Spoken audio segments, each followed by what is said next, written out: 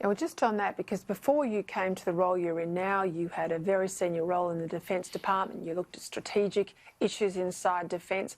Are you right here, you know, you hope a military crisis doesn't eventuate, but would be mad not to be thinking through the consequences if one did. Now, we're not talking about mainland China here.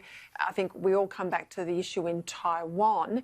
What would happen if China was to move on Taiwan?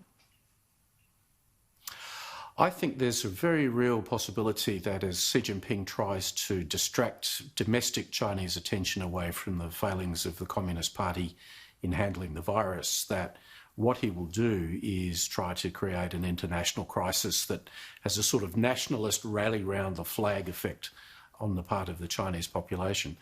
And the most obvious one to look at, if you're considering those sorts of possibilities, is a crisis over the Straits of Taiwan. Next year, about mid-year, is actually the 100th anniversary of the foundation of the Chinese Communist Party. Xi Jinping has announced that this is a critical 100th anniversary for China. And I think we will see an almost artificial crisis created over the Taiwan Straits. Perhaps not immediately a conflict, but a blockade, something which is reasserting China's control or China's wish for Taiwan to be part of the Chinese system.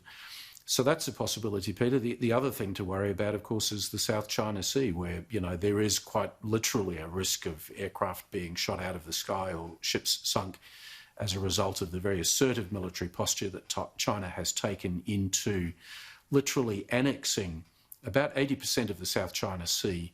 That's roughly the size of the Mediterranean, and saying that this is now internal Chinese territory. So, you know, there are at least two areas, in fact, there are a few more, where you could see military brinksmanship creating a crisis in the very short term.